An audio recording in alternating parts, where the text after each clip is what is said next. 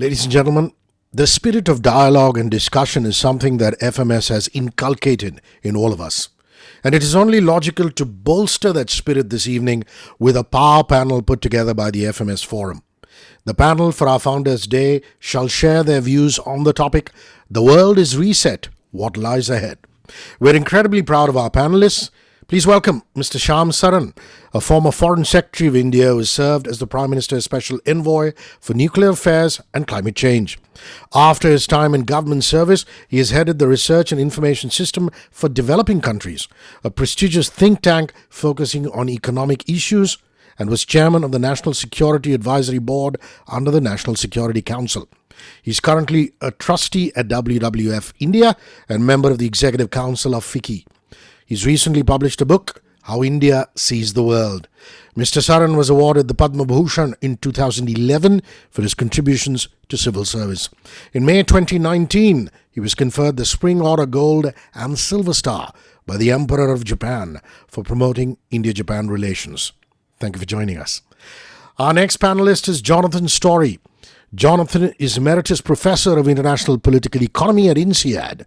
Prior to joining INSEAD in 1974, he worked in Brussels and Washington, where he obtained his PhD from the Johns Hopkins School of Advanced International Studies. Professor Story's subject blends politics, markets, business. More recently, he has focused on the European crisis and on Brexit. His latest article is entitled Brexit, A Certain Idea of Europe. He's also a co-author in the Oxford Handbook on Business and Government. Thank you for joining us, Professor Story. Our next panelist is Dr. Dipankar Gupta. Professor Dipankar Gupta has an MA in Sociology from DU and a PhD from JNU. He was a professor in the Center for the Study of Social Systems, JNU. He was also associated with the Delhi School of Economics as a professor in the Department of Sociology and was co-editor of Contributions to Indian Sociology. Dr. Gupta writes regularly for the Times of India, the Hindu, and occasionally in the Anand Bazar Patrika in Bangla. He served on the board of institutions like the RBI, the NABARD, the National Security Advisor Board, and the News Broadcasting Standards Authority. He's also been on the board of governors of Doon School. Dr. Gupta started and led KPMG's Business Ethics and Integrity Division at New Delhi. He's also authored and edited 21 books. Thank you for joining us.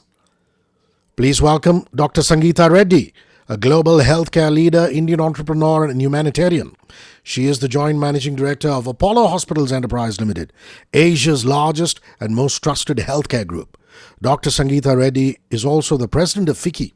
She's been conferred with an honorary doctorate by Macquarie University of Australia and is the honorary consul of Brazil in Hyderabad, appointed by the government of India, and also an erstwhile member of the World Economic Forum. She is an accomplished acclaimed speaker on global healthcare reforms and forums around the world, including the World Health Congress. As a member of the Rockefeller Working Group, she contributed to the development of the private sector's role in the global healthcare industry. Thank you, Dr. Reddy, for joining us. Our moderator is Mr. Parikshit Luthra. Parikshit Luthra is Associate Editor at CNBC TV 18. He is the host of the channel's weekly show on foreign policy called The Global Eye. Parikshit has interviewed several global business leaders and political leaders, including U.S. Secretary of Commerce Wilbur Ross, former U.S. Secretary of State John Kerry, former U.S. NSA John Bolton, and others. Mr. Luthra is a graduate of St. Stephen's College in Delhi University and thereafter completed his post-graduation in law from the Faculty of Law, the University of Delhi. He was selected for a U.S. State Department Fellowship in 2018 and a CNN International Fellowship in 2012. Ladies and gentlemen, as always, the best 3 questions will win 10,000 rupees each. A total of 30,000 rupees going out in this round of Mirchi Hot Questions. So make sure you pop the question in the box titled Q&A at the bottom of your screen, and at the end of the panel discussion, Parikshit shall bring them up with the panelists. Over now to our power panel on the theme, The World is Reset, What Lies Ahead. Thank you so much, Rishikesh, for that introduction. And I must say, I wish I was in the audience today, because that whole concept of questions and those Mirchi hampers seems very inviting. So all our audience, and we believe there are at least 3,000 people tuning in from India and around the world, please listen to this panel very, very carefully and keep firing in your questions. We'll take them at the end of this discussion. Now, we've got a great panel with us. And we need to discuss what lies ahead. Clearly, we have seen a reset in the year 2020. Work from home, social distancing, wearing masks, lockdowns. These were the buzzwords. But there is still a lot of uncertainty about what's going to happen in 2021. Yes, we do have vaccines, and everyone is talking about a vaccine shaped recovery. But economic recovery, recovery of human beings, the human cost of this crisis is all going to take time. Without wasting any more time, I'm going to kick off this discussion, and I'd like to begin with you, Dr. Gupta.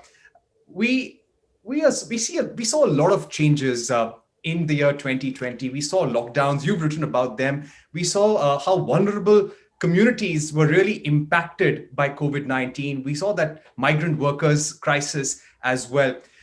What, according to you, and I'm going to begin this with each of the panelists, your thoughts, your key words to kick off this discussion. Dr. Gupta, what do you think is going to now permanently change as a result of the COVID-19 pandemic?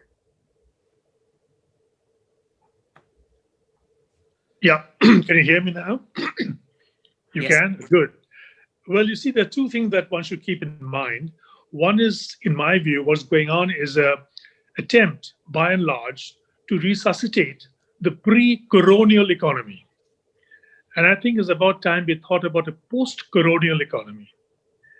Most of the writings and talks I've attended want to urge us to return to what used to be there earlier, a status quo ante of sorts. Whereas what we should really be thinking about is a status quo ante. Because you see, what's happening in front of us is that we had an economy which was etherized upon the table for several months. And at that time, we had the opportunity to think, where had we gone wrong? If there was any doubt on the subject, the migrants walking back home, mile after miles, thousands upon thousands, that should have led us to ask the question, why has this been the case? And I think, in my view, the most important thing is leadership, by the way, leadership and resetting, not recasting and going back, but resetting. And leadership, the most important thing is to think big, not to think small. And thinking small is all about, fiddling around with the exchange rate, giving more money into people's pockets, than things like that. But thinking big is, what is wrong with the economy that we have come such a pass? In my view, we have to formalize our economy. Our economy is far too informal. And the reasons for that is because of the symbiotic relationship, I feel, between the Industrial Disputes Act and the MSME sector. The two feed off each other, and that has created an impasse which we have to break out of. And to break out of that is what reset is really all about, and that is where you need leadership. Remember, leadership is never a majority concept. Minorities change history. Leaders will always be in a minority. You have to think differently. And I think we are just in time to do so, or else the patient would have been etherized on the table for so many months for no good use. You're just tinkering around. If you take out a corn from somebody's foot, you don't have to etherize that person. It's time to have a major surgery. And my view, the major surgery can only be if we think big. We cannot last any longer playing the same old game about small industries, MSMEs, the old IDA stuff, which is full of so many loopholes and thresholds that they constrain the economy all the time. Thinking big is something that we have to learn, and we don't have to go to Europe for that. You can just look eastwards, and you will find Taiwan, South Korea, Japan, all of these places have thought big and done a great job. Right. And Dr. Gupta, this is something that you wrote about recently, about India investing more in public healthcare. You wrote how when it comes to investment in healthcare, it's just about 1% of our GDP, and we need to put a lot more focus on that. And I'd like to take that to Sangita Reddy, and she's somebody who's worn many hats. What are your cues for 2021? As Dr. Dipankar Gupta was pointing out, that we need to think big. We need to stop tinkering the small things. We need to start looking at the bigger picture. So, as somebody who's seen global healthcare very closely, as somebody who knows how the Indian economy, Indian businesses function, what is the big picture that we need to have, the Indian government needs to have? Thank you, Parikshit. Very nice question, and definitely all the best to FMS for for marking a Founders Day celebration with a thought leadership debate. I think that's quite fantastic. So I agree with Dr. Dipankar, and one thing is that we should not be focusing just on building back or recovery back to pre-COVID numbers. And what I kind of call that is that we're not planning to build back, we should build forward. And in that build forward, clearly on the healthcare side, I believe that at no time as in the current has healthcare been so center stage. And one of the things which had already begun pre-COVID was the fact that India committed itself to universal health coverage. With the Ayushman Bharat and the insurance scheme, this is the largest, most ambitious coverage of a population compared to any country anywhere in the world at any point of time. And so that I think is the foundational stone that people should not be spending out of pocket for healthcare. They should have universal coverage. Hand in hand with that, I think is a very important aspect, which is preventive healthcare and primary healthcare. So the fact that our primary healthcare centers should be upgraded, should be enhanced, that we should look at prevention. The other fact is that while everybody has spoken about the pandemic, the fact is that this has been a syndemic. That number one is the COVID pandemic. Number two was the underlying pandemic of non-communicable disease, which is blood pressure, diabetes, cancer, and people with those comorbidities, their condition was exacerbated if they also got COVID. So the fact that we should focus on health, on wellness, on controlling diabetes, obesity, and blood pressure, and early detection of cancer. So the whole approach towards prevention and primary healthcare, I think, is something that the whole world is looking at, our country is looking at, and we must do it with a renewed focus. The next aspect I think about healthcare is really the lens that people are looking at healthcare. Before it was all about, we need more hospitals, we need more beds. But the fact is that healthcare is shifting from the hospital to the clinic, from the clinic to the home, and from the home to a 24/7 ubiquitous access to care enabled by your mobile phone. And digital really took, a very exciting part in the catalyzing of access for individuals. And what's beautiful about this is that potentially we can make this like an underlying tone of more inclusivity in society, because everybody can access healthcare using this concept of a lower cost access using telemedicine. The other aspect, I think, is this, this whole theme of inclusivity. I believe that the world, whether it was the migrant laborers or the fact that, people who needed to isolate, if 5 people live in one room with a single toilet, how do they self-isolate if one member gets COVID? So the fact that living conditions for such a large part of the world is inappropriate, and we need to think about basic standards of health and hygiene and living conditions. So this whole aspect of an inclusive society. The other one is, of course, a sustainable society. Throughout, I think by the 3rd or the 4th month, all of us or many people began to appreciate and enjoy the fact that the air was cleaner, they could breathe better, the birds came back. So the fact that we began to realize, and I think 2020 was about 50 years of Earth Day being declared, or the focus on Earth. So this fact that we cannot go back to deriding nature the way we have. So it's a more inclusive world, a digital world, a sustainable world, a world of universal health coverage. These are what we look forward to or build forward to, and we cannot ignore the economics of the situation. The fact is that in India, we need to allocate more of our budget. So whether it is 2 to 2.5% being government spending, and then more awareness, because health is also about society taking responsibility. Right. But my recommendation is that year on year for the next 5 to 7 years, we must increase the allocation by 0.5% every year, and parallelly spend an equal amount on prevention so that the overall burden of disease comes down. And in prevention, I talk about the social determinants of healthcare, whether it's clean drinking water, sanitation, appropriate nutrition. The recent population health survey came out and showed that the number of our children who are stunted by malnutrition is growing. So we have a lot to do, but I believe directionally we're in the right path, that we understand what needs to be done. I believe the commitment is there from the government, from the private sector, and for society at large. So I look forward to a more positive overall approach to health and to life and to humanity at large.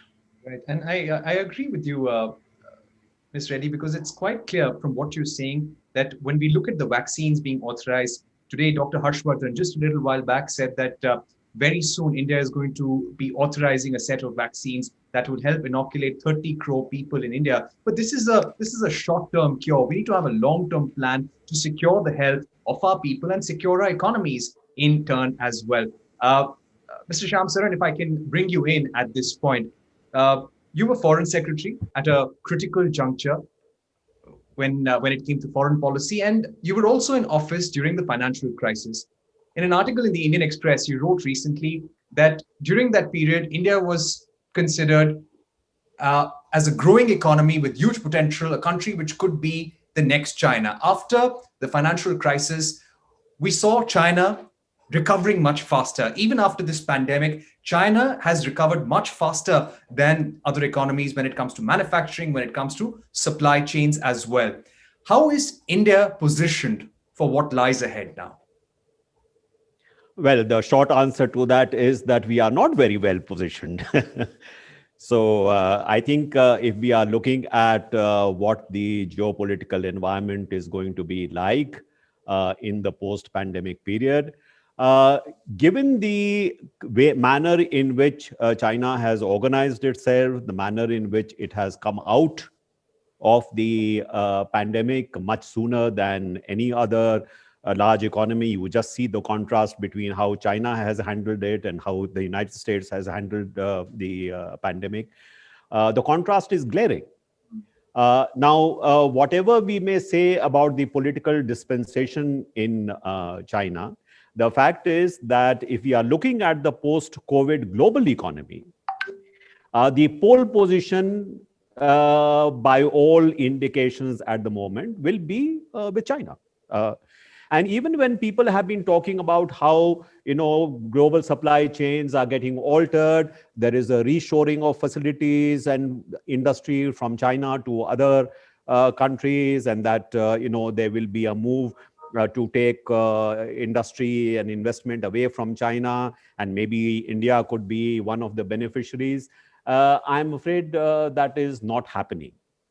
Because if you look at which is the region where, in fact, overall trade and investment has expanded rather than shrunk, as has been the case in some other areas, it is precisely, East Asia and Southeast Asia. And the trade between China and the East Asian, Southeast Asian countries has actually increased during this period. It has not diminished. So those supply chains which in fact bind China together with the other economies in the region, those supply chains seems to have been reinforced rather than in fact diminished. So I think we should not make the mistake of underestimating the kind of challenge which we are going to face in the post-COVID environment. It will be a more complex and more difficult environment for India to position itself in. Now, having said that, India has a certain very important advantages. One of the very important advantages is that it is a very large market.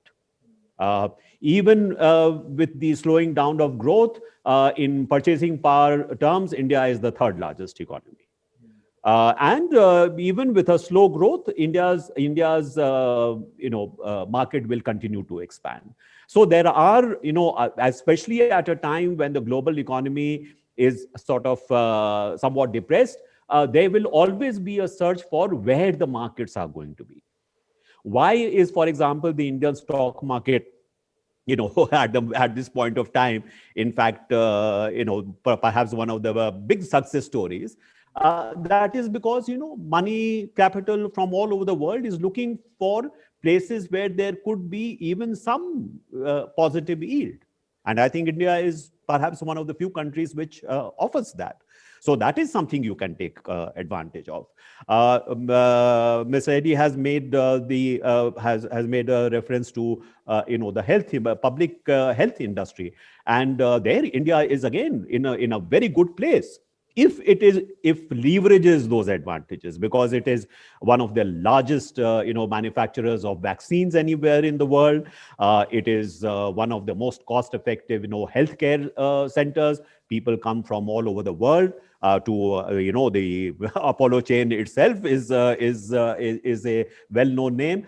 So at a time when there is a focus on public health and a focus on the ability to, for example, as I said, make vaccines in very large quantities, again, India is very well positioned. So you may have to look for some niche areas, not a general kind of economic prospects, but what are some of the niche areas where we have certain advantages which we can leverage. The other point I would like to make, which I feel very strongly about, is that there is somehow a sense that, globalization is in retreat or globalization is stalled. Yes, there is a political backlash against globalization because globalization is seen to have led to greater inequalities, for example. Loss of, for example, industry in the United States of America or in Europe. There is a kind of a growing protectionist sentiment in some of these markets. But I have made always this point that globalization is here to stay because globalization is driven by technological advancement. And as long as technology advances, globalization will advance. So there may be some slowing down, there may be some stalling, but globalization will continue. And my favorite example is that, today we are living in a world of galloping globalization in digitization. If you're looking at the digital economy, in the last few months of the pandemic, the digital economy has expanded more than what had been anticipated for the next 5 years or 7 years. That's what has happened encapsulated in a short period of time. So globalization is here to stay. And therefore, those countries which stay ahead of this globalization curve are going to be the countries which are going to be successful in the future.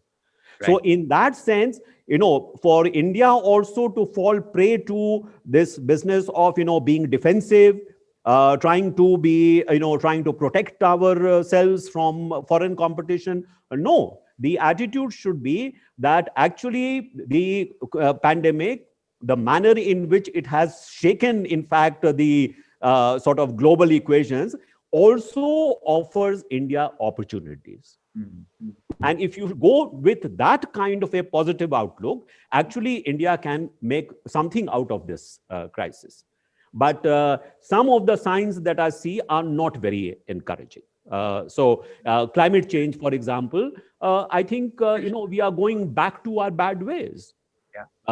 If forests have to be cut in order for expanding some airport, or if large parts of the very fragile ecology of the Himalayas has to be interfered with because of some religious reasons or because of security reasons, I'm afraid we are not learning the lessons from this pandemic. Right. Thank you. Professor Story, to get you in, I think Mr. Shyam Saran, the former Foreign Secretary of India, I think put it very well that globalization is here to stay and countries should not look inwards. Yeah, there will be domestic priorities, getting out of the pandemic, putting your trade, putting your manufacturing back on track. But we need to be open to play the game at a global stage. But to ask you something that you have been tracking for decades now, for the last 40 years or 50 years, you have been analyzing the linkages between politics, markets, and businesses. You've written books on China, on Europe, and you're tracking all the headwinds.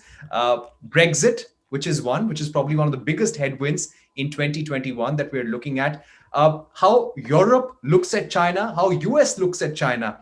A lot of these things will be cues for the global economy as well. Do you think this pandemic has sharply changed the way the European Union or Europe looks at China? Because even before the pandemic, there were a lot of concerns about the rise of China and its approach to world trade and expansionism. Yes, well, thank you very much. I really have enjoyed listening to all of your interventions. Two things come to mind. I entirely agree that globalization is here to stay. We are not going to go away. It does create very important problems. One is the most important, I think, at least in Europe, and politically in the United States, is what Mr. Sandbu, who's a very good journalist from the Financial Times, has written in a recent book called The Economics of Belonging. One of the problems of Europe has been that, in my view, it has got an overall design, a constitutional design, which doesn't fit the inherited reality. Now, the other, which opens a whole discussion about Brexit. The other thing which I think is, I really also agree very much with, is that we should all be aware when we're thinking of the world economy and the world political and business system, that naturally we have strengths and weaknesses. And this is a universal problem. I used to run into all sorts of problems as a teacher at our business school in Fontainebleau in Singapore. When I started out pointing out the difficulties of any particular economy, I had to remind everybody, no, I'm going to get round to the strengths in a moment. But we all have those. The United States, I think, is, for the foreseeable future, very likely to carry on a conflictual path with China. That sort of new Cold War, if you like, but in very, very different circumstances to the old Cold War, is likely to be with us. We can see the Biden team picking up many of the themes that were developed by Trump, the previous administration, and the conflicts go way beyond trade to military factors and also to spying. So this gives birth in the United States to all sorts of rumors, unfounded, but which circulate in social media, that China has sought to manipulate this elections. Right. Now, how much truth is in that is a completely different question. The point is it's circulating, and I think it could be very damaging. But overall, are we going to reset? I think the way to start thinking about this is that our inherited positions are unlikely, or trajectories, to be altered. I do agree entirely that the Asia, South Asia, Southeast Asia, East Asia will continue to pull along increasingly the rest of the world. I mean, there's some fundamental factors which are contributing to that. What about Europe and its attitudes to the emergence of Asia Pacific? I think if we think of governments and we think of businesses, there's a very varied picture across Europe. Chinese markets have become crucial to big European corporations. The European foreign direct investment footprint in China is huge. It's absolutely vast. It's much bigger than the United States. But, of course, there's lack of cooperation between the European companies, for instance, in finding out what's going on in the Chinese markets. But while German companies have been complaining about technology issues, in fact, actually, they remain very much hitched on developing their positions in the Chinese markets. Chinese sales of German corporations in China is about 3 times, if not 4 times now, the size of total German sales to the French market. That's crucial.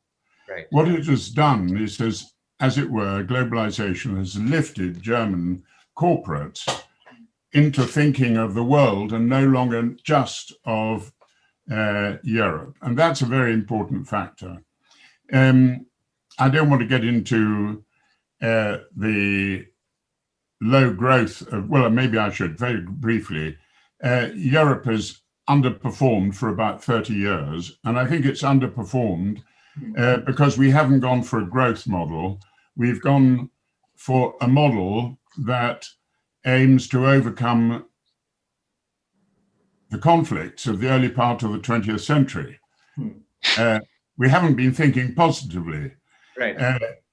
My preference would have always been to have a loose arrangement of a diverse Europe, muddling along in a cooperative framework, very much like is the case in ASEAN, without trying to impose rigorous criteria of economic performance on countries which are very differently endowed and have very different features. I think the low growth of Europe is actually policy driven. And that gets briefly to the UK. I'll end up on this. The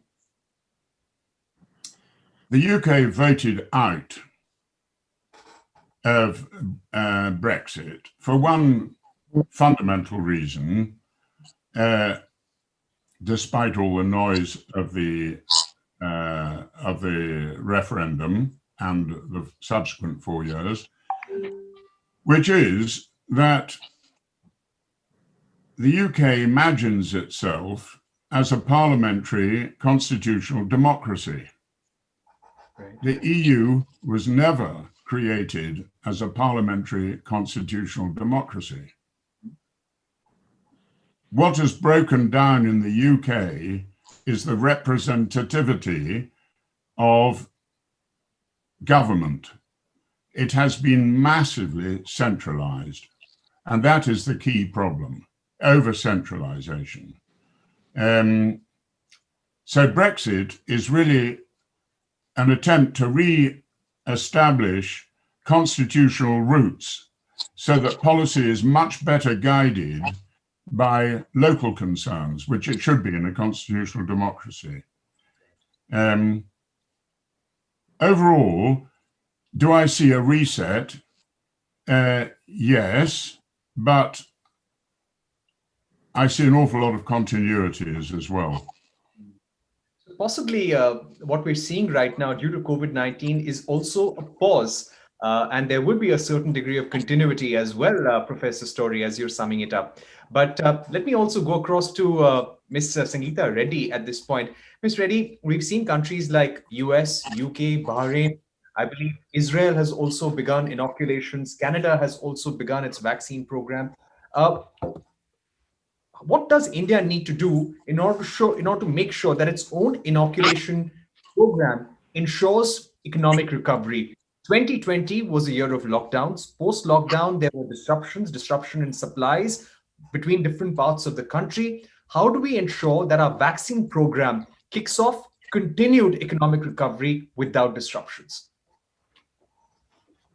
So Parikshit, I think clearly the pace of recovery of the country is definitely dependent on the comprehensiveness of our vaccine rollout. The fact is that, we must commend Indian manufacturers and Indian scientists that we do have solutions just around the corner. And I believe we will very soon start our vaccination program. The government has clearly been working overtime to plan prioritization listing, the logistics and supply chain around it, the partnering, the vials and the, the actual, all the back end supply chain required to bring out this production, including syringes. And I think India will be able to do a very credible rollout of the vaccine. I want to add just one thing because, it is economic recovery that everybody is seeking.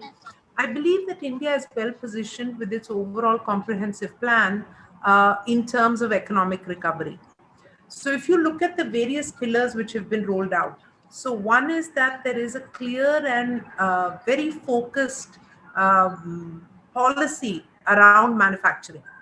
And we need to, and this is also manufacturing at scale. While the MSME has been supported, the focus is now on large manufacturing. And why large manufacturing is important is that to be globally competitive, you need a certain amount of scale and quality. And so can India scale manufacturing and in a way export itself to prosperity, taking advantage of the disrupted supply chain? So I think that is one hinging of the overall economic strategy that the government is following. The second one is very clearly to look at what they've called champion sectors. So whether it's medical value travel, enhancement of services, a very smart and comprehensive policy around digital so that you enhance digital and thereby ensure that economies of the future and the knowledge economies grow, while at the same time the productivity index enhances. Because if you're doing, e-banking, if you're all the other digital interventions, you will see an enhancement of productivity. With that, you will see an enhancement of GDP as well. So besides that, of course, there's agri, there's healthcare, there's education, and all these pillars. And the final, most important pillar is the tremendous outlay which has been put in the National Infrastructure Plan. Right. 103 lakh crores is not trivial. And with the infrastructure sector, infra drags about 200 other, business lines along with it, whether it's cement and steel and all the others. So if we can execute well on these plans, India will not just show a recovery, it will show a resilience, which I think the whole world will look to. And I believe that we would have truly converted the adversarial scenario of COVID into an advantage for the country. I also believe that a country like India and the current focus we have will be inclusive. There is an adequate focus on taking the entire, all sections of the population, the missing middle, which is a very important one, gender diversity, which we're continuing to push. And I'm very passionate about that one as well. So I'm very positive about the methodology. It's for us to stay positive, to ensure execution, to continue dialogues like these, keep focusing on new ideas, but just keep on relentless execution is critical.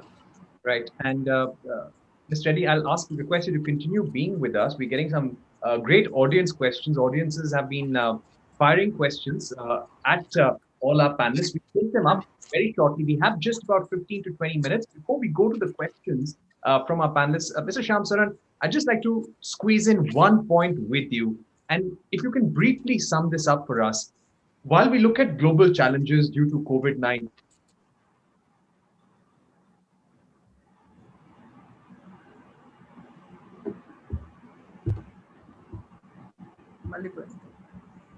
and reset of message, not just to India, but to Asian economies and the United States as well.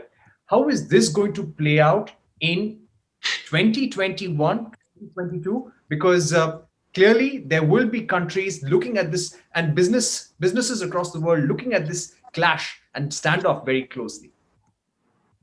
Sorry, I missed the first part. You're talking about a clash between the US and China?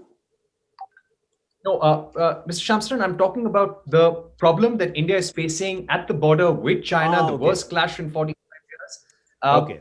There are countries like US, European Union, which have issues with China, but we have this problem right on our borders, right at our door. Foreign investors are looking at this crisis very closely. How do you think is this going to pan out? Because China is sending a message, not just to India, but the rest of the world too. Most certainly. I think as far as dealing with the challenge on our borders is concerned, I think we have, in a sense, forestalled any further, aggressive moves by China on the borders. I think it is more difficult to foresee whether we are able to reverse some of the territorial, gains that China may have made. But I think it has been clear that India is ready to do what is necessary in order to confront an aggressive China. So that's fairly clear. What I think is going to be an issue is that going forward, are we looking at partnerships which can help us deal with the Chinese challenge? I believe that certainly having strong partnerships, for example, with respect to the Indo-Pacific strategy, a much stronger relationship with, say, Europe, stronger relationship with the United States of America.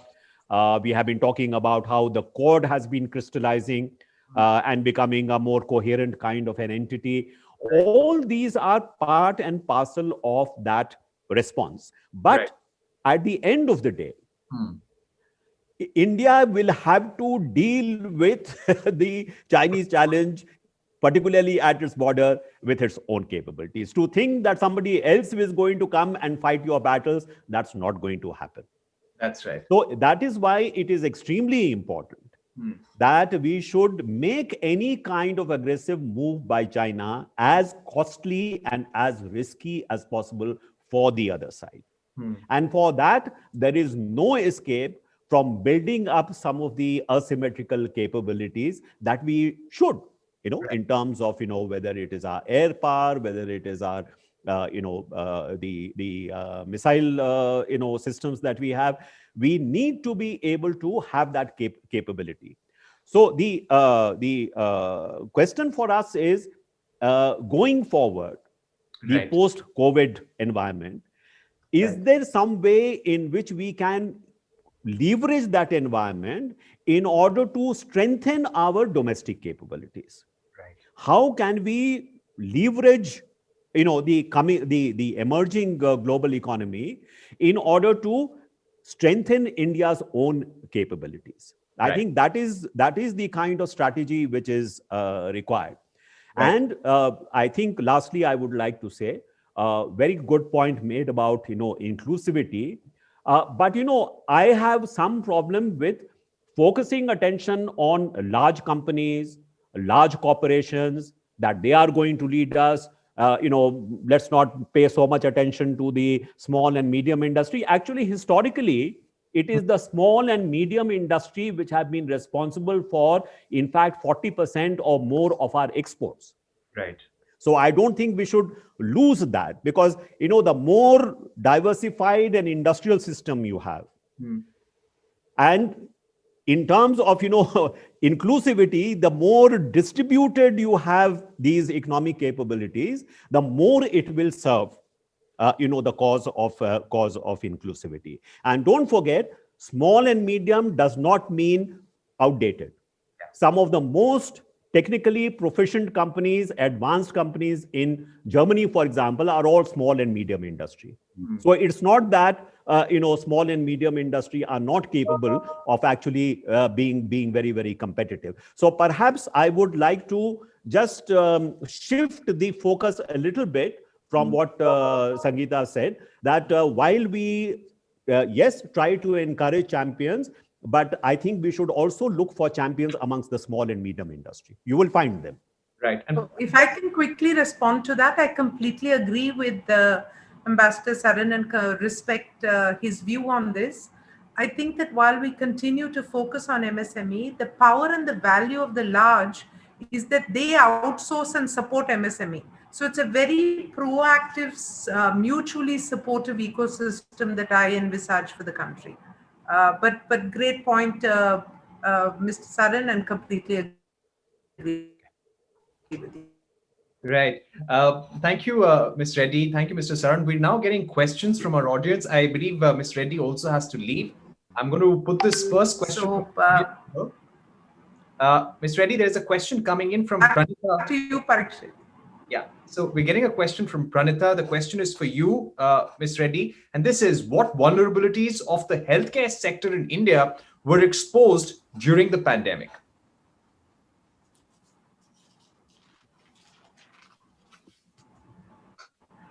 Sorry, I didn't get your question. Sorry. Yeah. Ms. Reddy, I'm asking you, this is a question coming from our audience, from Pranita. What vulnerabilities of the healthcare sector in India were exposed during the pandemic?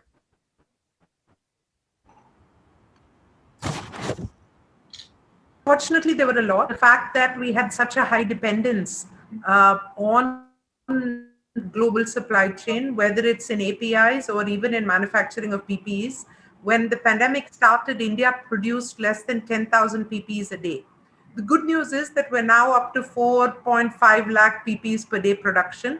So some of the vulnerabilities we were able to take care of. However, the fact that primary healthcare is really lacking, that our ability to do public communication, the testing, again, we were very weak in testing to begin with, but again, India was able to ramp up. So there are various vulnerabilities, but one fact which continues to pain me is the fact that there is a trust deficit across the ecosystem, and that healthcare workers were not treated properly, were not respected. So that is one thing that I think we still need to work on. The second very important aspect is that the universal health coverage must accelerate, because for many, the cost of treatment was very, very difficult to bear. And the pressure which was on the private sector to reduce costs was high, but no one was really looking at what is the actual input cost to deliver a quality service. So the appropriate balance between health economics, creation of appropriate infrastructure, primary healthcare, and an affordable system or an access mechanism, I think all these really came to the fore. We did fight, and we are fighting a very brave and valiant battle. Many things have been fixed, yet lots more work to be done. But I think the appreciation that everyone is in it together, and the type of support that we received. I mean, we added 5,000 at Apollo, we added 5,000 beds using hotel rooms. And the hotel chains just came and said, come, we'll find a way to make it work. We had donors from Deutsche Bank to SBI who came in and said, people may not be able to afford this, give them the telemedicine, give them the rooms, and we will undertake the costs. So I think there's the beginning of an appreciation that we all have to work together.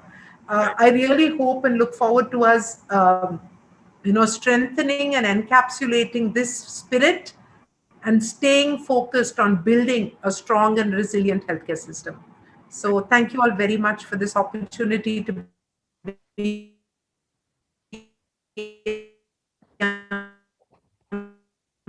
amongst you. Thank you so much. I have great respect for my fellow panelists, and I'm sure. Thank you so much, Ms. Reddy, for joining us over here on this discussion. And like you said, everyone has a job to do during this pandemic. And that's what the Fed chair also said, that we all need to work in order to make sure our economy gets back on track. But Mr. Gupta, if I can come to you, thank you so much for waiting patiently. Sorry to keep you waiting there. But we're getting a question for you from Nikita, who's in the audience. She's asking, as we all know how COVID-19 has fueled the digital economy, she would want to know your views on whether the digital economy acts as a leveler or has exacerbated income inequalities. Dr. Gupta. Well, there's a very clear answer to that, because there's so many reports now on how it has actually exacerbated the differences between the rich and the poor. And it's been very rather tragic for students in particular, poor students in villages, because they have no access to the internet. And as you know, there have been some other very horrendous stories about children committing suicide, I think, because they didn't have the right kind of gadget to do the kind of work that their colleagues were doing elsewhere. So yes, of course, inequality plays itself out in many ways. And no matter which way you look, the outcome is not at all a salubrious one. So I think that while all of these things have a certain advantage built into them, the basic point remains: as long as you have tremendous inequality, as long as you have informal economy, as long as the MSME is actually propped up by staggering, so to say, large industries, we will not be able to overcome the kind of problems that we faced for so many years, and we'll only go back and we will not reset. Right. Thank you, Dr. You Gupta. see, when the early economy came to halted, it left very deep tire marks, shall we say. Do you want to go back on the same tread, or do you want to do something different? And I think when you want to do something different is where the challenge lies. And most of us seem to be playing around with the old ideas. Right. Thank you so much, Dr. Gupta, for summing up that question so beautifully. We're also getting a question now from Rashmi Chopra. And Professor Story, this is for you. And Rashmi is in our audience, and she's asking you, what according to you will be the economical and other impacts of Brexit on UK and Europe and rest of the world? Oh. The non-answer to that is, it depends. It depends entirely what the UK will make of the opportunity.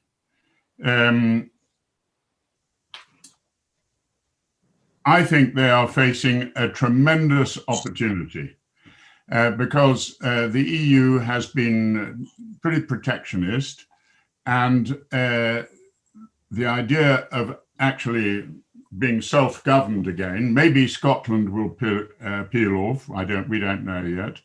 We can mention that if you like. But the prospect of self-government is a huge opportunity to think of maximizing one's own resources in the global economy and not just focusing on the EU. But it all depends on the mindset. And as I have said, I indicated in any case, I think you need a lot of time for attitudes to change.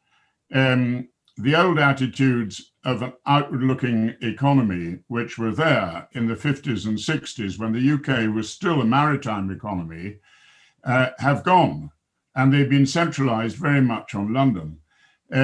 So a huge transformation of attitudes has to take place. That's one very important thing. I think for Europe, a positive way of looking at Brexit is that it's an opportunity. Just like all of our colleagues are saying, the COVID crisis in India should be looked at as a challenge, but actually as an opportunity to maximize what hasn't been done so far, or to change towards a much more dynamic policy proposal, outward oriented and so on, everything that you've said. That is the way I would think that we should be judging the forthcoming deal with the UK and the EU. Has this deal been settled to the maximum advantage of both partners? That's the key. Take the example of industrial policy, which is a big problem in the EU, because although the EU accepts that government policy and banking conditions support corporations in various ways, there is an attempt to create a level playing field. In these negotiations, the EU has, with French support and Germany keeping very silent about it, have said that the UK will not be able to use level playing field, will not be able to get out of line with European regulations, but the EU will be centralizing its industrial policy. In other words, I think the French are pushing a policy that Mrs. Merkel agrees with, and that we're going to see a much more subsidized, government-oriented, EU-based, German-led European corporate policy set. I would hope so, because one of the other things of the COVID crisis has been to create this joint 750 billion euro fund, which is far too little actually, to fund the southern European countries, which have been zero growth now for far too long. Italy, for instance, has not grown 1 percentage point in GNP since 2000. That's been the cost of joining the euro.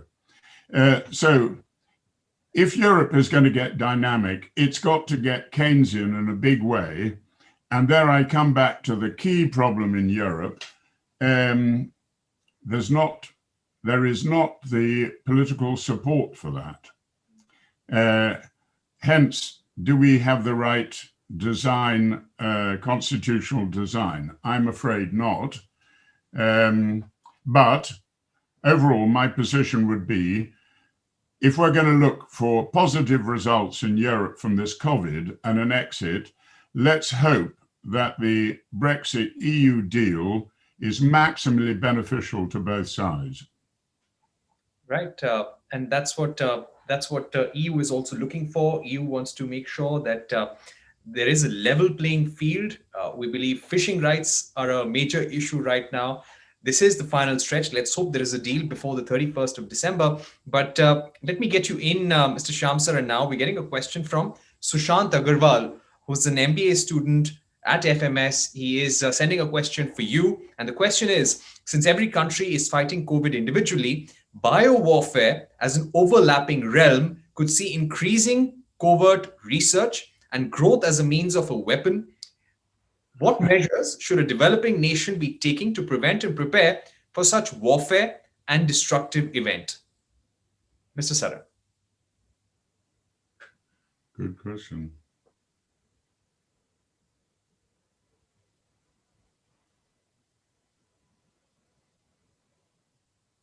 Can you just repeat that? I think I lost the connection. Yeah. So, Mr. Saran, question coming in for you. I lost the connection in between. So, can you just, Sure, sir. Yeah. So, question coming in for you. Go ahead. From an MBA student, Sushant Agarwal. Can you repeat the question? Yes, sir. I'm doing that. A question coming in from the audience, Sushant Agarwal. I'm now going to say the question. Are you hearing me, sir? Yes, I can. Okay, so the question is, since every country is fighting COVID individually, biowarfare as an overlapping realm could see increasing covert research and growth as a means of a weapon. What measures should a developing nation be taking to prevent and prepare for such warfare and destructive events?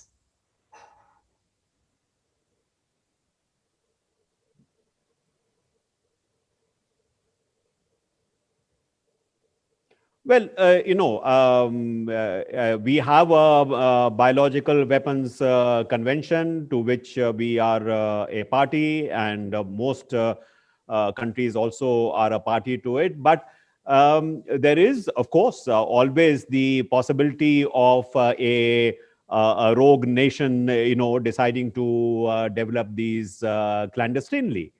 So we always have to be, alert to that possibility, as we have to be alert to similar kind of, activities in other domains. So you see, for example, with respect to the cyber world, and you have seen, that there are countries or entities who engage in, large-scale hacking. And that is something which is creating a major challenge for all of us who are now so heavily dependent on the digital economy. So there are no, I'm afraid there are no easy answers to this, because what is happening is that precisely at a time when most of the challenges that we are confronted with are global cross-cutting challenges, challenges to which there are no national, solutions, sometimes not even a regional solution. The only solution is a global solution. and a global solution which can only come about through collaboration amongst countries, not through a competitive frame. So even the COVID-19 challenge that we are looking at, we don't have a global response to it. Basically, every country is for itself.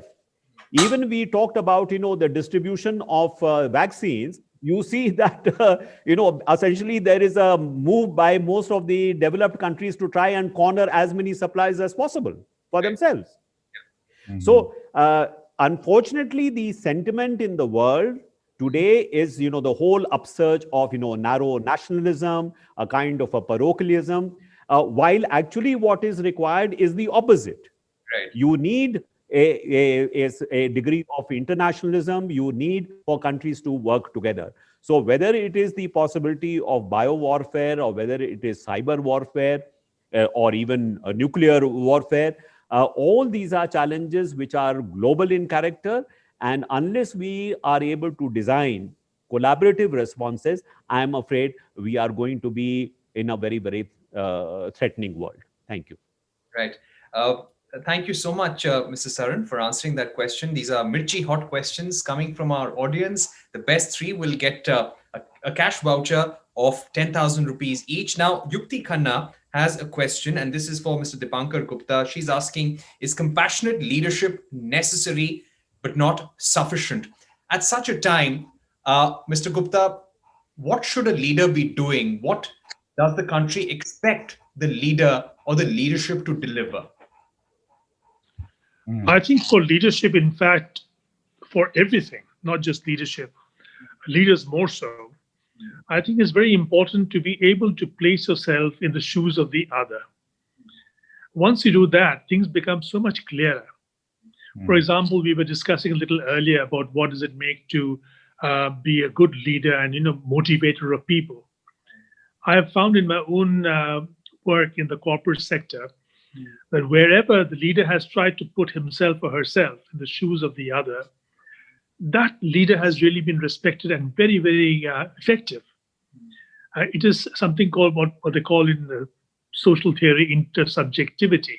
It doesn't come easy, by the way. It's a very difficult task. For example, citizenship also is intersubjectivity.